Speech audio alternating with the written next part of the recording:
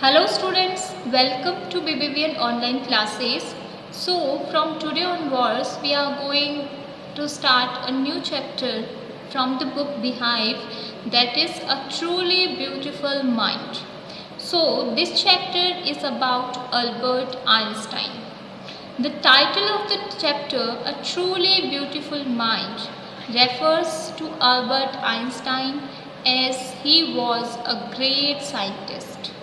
Moreover, this chapter is a short biography of Albert Einstein, where they highlight some of his qualities. Also, the chapter shows Albert's interest in mathematics and physics and his ordinary human attribute. However, the title, A Truly Beautiful Mind, may let you wonder how a scientist's mind can be beautiful. It is because in this lesson we get to know about author's aspect of his life, his other side, that he believes in humanity. Moreover, he advocates world peace, non-violence and his entire life. So that's why the title refers to him as a truly beautiful mind.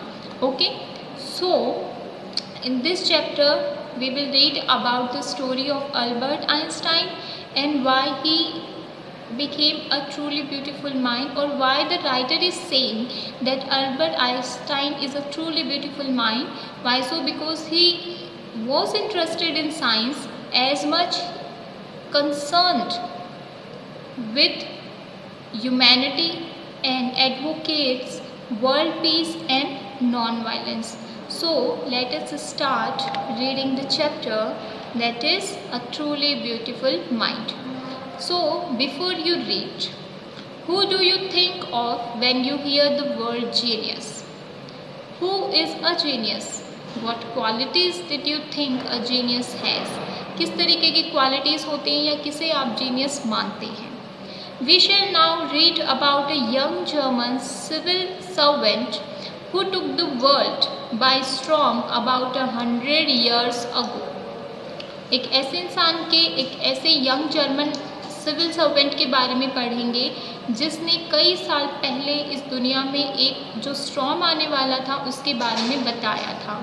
In the summer of 1905, the 26 years old published in quick succession 4 groundbreaking papers about light, the motion of particles, the electrodynamics of moving bodies and energy. तो world में एक तूफान किस वे में आया? 1905 में इस 26 years old जो जर्मन सिविल सर्वेंट है उसने कुछ ऐसा पब्लिश किया. किसके बारे में? लाइट के बारे में, मोशन ऑफ पार्टिकल्स के बारे में, इलेक्ट्रोडायनामिक्स के बारे में और एनर्जी के बारे में. His work took up only a few pages in scientific journals, but changed forever our understanding of space, time and the entire cosmos. कुछ पेजेस में जो साइंटिफिक जर्नल्स होते थे उसके कुछ पेजेस में इन्होंने अपने वर्क को छपवाया था, लेकिन इन जर्नल्स ने पूरी दुनिया की अंडरस्टैंडिंग जो है स्पेस के बारे में, टाइम के बारे में, उस सब को क्या किया? चेंज कर दिया. And transformed the name Einstein into a synonym for genius, और आइंस्टाइन को ही जीनियस कहा जाने लगा. 50 years after his death, Albert Einstein is genius still reigns. आज भी हर एक एरिया में, हर एक जगह पर आइंस्टाइन को उनकी डेथ के 50 साल बाद भी जीनियस ही माना जाता है. So let us start reading about Einstein and his life. Albert Einstein was born on 14th March 1879 in the German city of Ulm, without any indication that he was destined for greatness. Albert Einstein का जन्म जो है वो 14 मार्च 1879 को German city जो है उल्म वहाँ पर हुआ था और उन्हें कुछ भी पता नहीं था, विदाउट एनी इंडिकेशन, यानी कि उन्हें कुछ भी पता नहीं था that he was destined for greatness, कि उनका जन्म ही किस लिए हुआ है, महानता के लिए। On the contrary his mother thought Albert was a freak, जबकि उनकी मदर को जो है क्या लगता था कि अल्बर्ट आइंस्टाइन क्या है, एक ऐसे इंसान है जो प्रॉपरली ना बात कर सकते हैं, ना बिहेव कर सकते हैं, ना सोच सकते हैं जैसे कि नॉर्मल लोग सोचते हैं। To her his head seemed much too large, और उनके लिए तो अल्बर्ट का जो सर है वो बहुत ज़्यादा बड़ा था। नॉर्मल लोगों से अल्बर्ट का जो हेड है वो बहुत ज़्यादा ही लार्ज था। At the age of 2.5, Einstein still was not talking. 2.5 साल हो चुके थे उनके जन्म को और आइंस्टाइन अभी भी बात नहीं करते थे। When he finally did learn to speak, he uttered everything twice. और 2.5 की एज के बाद में जब फाइनली उन्होंने कुछ बोलना शुरू किया, कुछ सीखा उन्होंने बोलना, तो वो हर बात को 2 बार बोलते थे। Einstein did not know what to do with other children, Einstein को पता ही नहीं था कि दूसरे बच्चों के साथ में क्या करना है, उनके साथ में खेलना है, बात करना है, रूठना है, लड़ना है, झगड़ना है, क्या करना है। He didn't know and his playmates called him brother boring, और उसके जो साथ में लोग खेलते थे वो उसे किस नाम से बुलाते थे, ब्रदर बोरिंग के नाम से। So the youngster played by himself much of the time, इसलिए ये जो आइंस्टाइन थे वो मोस्टली अकेले ही खेलते थे। ही स्पेशली लव्ड मैकेनिकल टॉयज, और जो मशीनों से बने हुए टॉयज थे वो उनको ज़्यादातर पसंद थे।